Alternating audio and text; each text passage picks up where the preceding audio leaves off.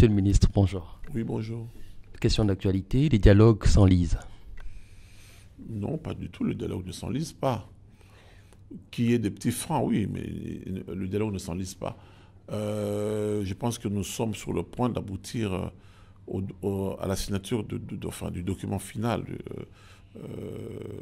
Les accords sont en train d'être trouvés. Bon, il y a encore quelques petits points à régler, mais je ne dirais pas que le dialogue s'enlise, parce que c'est une volonté populaire, le dialogue. Okay? Et nous avons tous l'intérêt à ce que cela puisse marcher pour la paix de notre pays, pour la pérennité aussi de notre pays. Vous savez, on parle souvent de la balkanisation, mais qu'est-ce qui arrive souvent? C'est quand les gens ne se mettent pas autour d'une table. Ce n'est qu'après que le bateau est chaviré qu'on commence à dire, voilà, on aurait dû faire ceci. Et je pense que le dialogue est l'endroit idéal pour ça. Mais on nous dit que l'Église catholique se bat ou se débat, moi je dirais, il est en train de se débattre pour faire revenir l'UDPS ainsi que les amis du G7. Bon, j'espère qu'elle va y arriver, mais j'ai quelques inquiétudes là-dessus. Donc voilà un peu, si je peux parler du dialogue, c'est dans ce sens-là. 14 jours au départ, 32 jours aujourd'hui. Certains membres de la société civile qui partent, la SENCO qui fait les va-et-vient, qui part et qui revient. Finalement, que reste-t-il de ces forums? Monsieur, vous savez, on dit Burkina Faso, pays des gens intègres. Moi, je dirais RD Congo, pays des gens ambitieux. Trop d'ambitieux au Congo. Mais je ne sais pas, cette phrase, elle est de qui? De Monterland, de Balzac, je ne sais plus. Qui dit « L'ambition dont on n'a pas le talent est un crime ». J'ai comme l'impression qu'il y a beaucoup de criminels au Congo qui ont trop d'ambition. Et ils ne savent pas, une fois qu'ils assouvissent, comment essayer d'obtenir, enfin de le rendre beaucoup plus potable. Ici, le problème qu'il y a, c'est que les gens qui parlent toujours au nom du peuple, que j'ai le peuple, mais qu'on donne finalement la parole à ce peuple. Ouais, il y a beaucoup de points qui nous divisent. Je parle de Congo de l'étranger. Il y a l'article qui dit que la nationalité congolaise est une exclusive. En même temps, on dit que la nationalité congolaise d'origine est irrévocable. Donc c'est une contradiction. Alors, comment faire? Comment faire entre les ambitions des uns et des autres? Parce qu'il y en a qui veulent qu'on modifie, il y en a qui ne veulent pas. Mais dans des pays comme la Suisse, qui est pour moi un modèle de démocratie, à chaque sujet où il y a des divergences, on appelle les gens à la votation.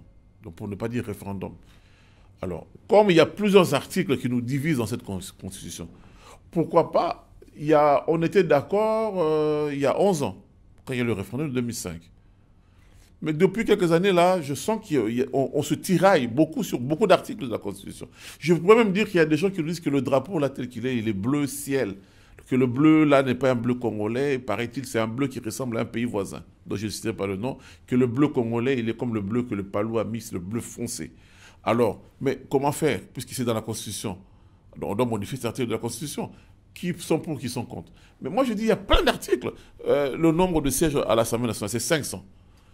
Alors, vous voyez les gens de l'Ituri, de la Mongala, du Kwango, du Kwilu ou du Kasaï central accepter qu'on leur enlève des sièges pour donner aux Congolais de l'étranger? Non, donc il faut rajouter le nombre de sièges pour eux, pour qu'ils aient des députés. Mais alors, on fait comment? Puisqu'ils ont la Constitution, il faut un référendum. Et article par article, il y en a plein qui divisent les Congolais. Moi, je dis, étant donné que la Constitution est une œuvre humaine, ce n'est pas la Bible ni le Coran, c'est une œuvre humaine. Et même la Bible et le Coran a créé des interprétations, ce qui fait qu'on a des orthodoxes et des catholiques, des méthodistes et des baptistes, ainsi de suite. Et chez les musulmans, les chiites, les sunnites, les alaouites, ainsi de suite. Donc voilà, la Constitution, il y a beaucoup de points qui sont en train de nous diviser. Mais alors, le souverain primaire, c'est qui?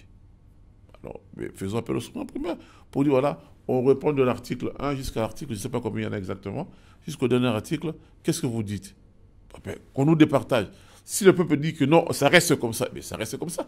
Et si le peuple a changé d'avis depuis 10 ans, vous voulez que ça reste comme ça? Hein? Dans la vie?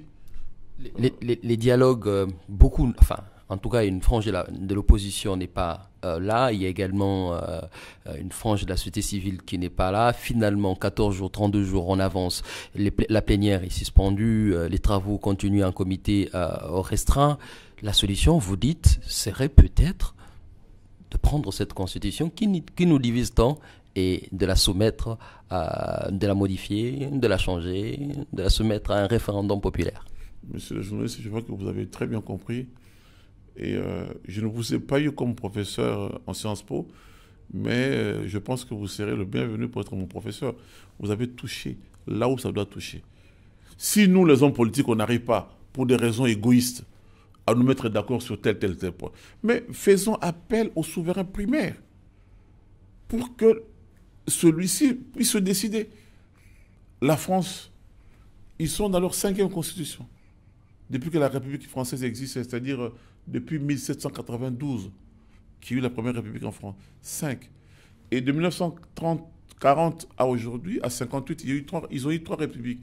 Moi, je ne sais pas que je demande une autre république, mais je dis simplement, demandons au peuple. Donnons la parole au peuple.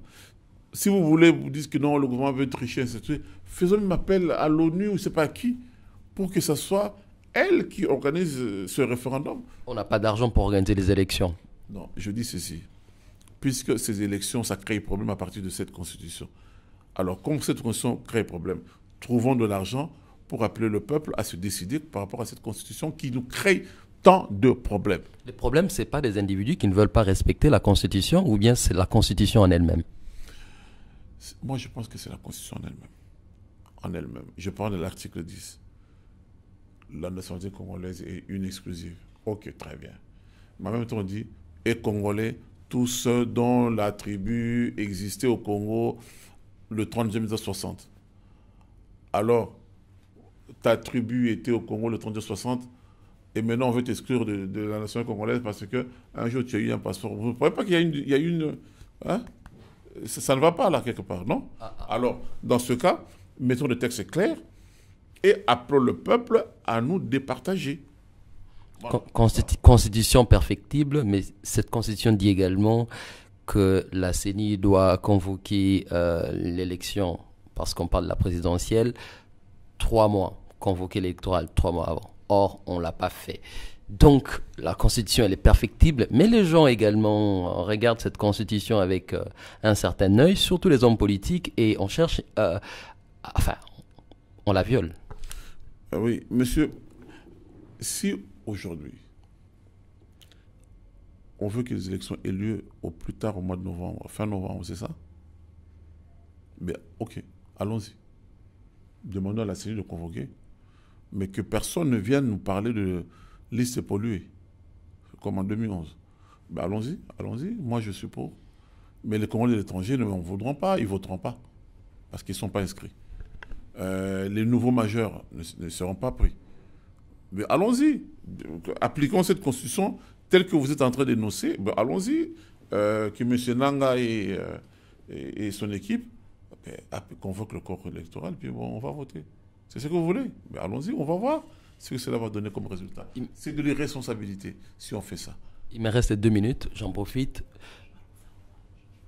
Il me reste 2 minutes, j'en profite. Il y a notamment l'ONU qui met la RDC sous surveillance. Je parle de la situation de droits de l'homme. Votre position à ce niveau? Le Congo est un pays indépendant, comme tant d'autres. Quelle situation de droits de l'homme? Tel que nous voyons dans certains États qui se disent démocratiques, où il suffit d'avoir une race un peu plus sombre pour se faire canarder par les policiers et sans que ceux-ci soient condamnés par la justice. Vous savez dont je parle. Il y a un pays où ça tombe toujours que des gens d'une certaine race soient canardés par la police. Et la police continue dans l'impunité. Et bien nous demandons à l'ONU d'aller aussi voir de ce côté-là. J'ai terminé par cette question. Il y a un diplomate congolais au Burundi qui est mort depuis bientôt, plusieurs jours, dont la famille réclame assistance auprès du ministère des Affaires étrangères. Oui, vous êtes au ministère des Affaires étrangères. Ce n'est pas le seul diplomate qui est décédé. Il y en a qui meurent. Malheureusement, c'est la vie. Et il y a des procédures, des mécanismes qui sont mis en place pour essayer de sortir l'argent du trésor public afin que le corps soit rapatrié au pays. Ce sera le cas pour ce compatriote qui était au service de la nation au Burundi. Son corps sera rapatrié le plus tôt possible. Les démarches sont en cours, tous les documents sont signés. C'est cette famille qui a eu l'impatience et l'outrecuidance de mettre ça sur la place publique. Libre à elle de le faire. Mais l'État congolais n'a jamais laissé. Vous avez vu le cas avec Mme Cynthia, qui n'était pas une officielle, mais dont le corps a été rapatrié sur fond du gouvernement. Nous sommes en train de travailler, de faire en sorte que le corps de ce diplomate revienne à Kinshasa.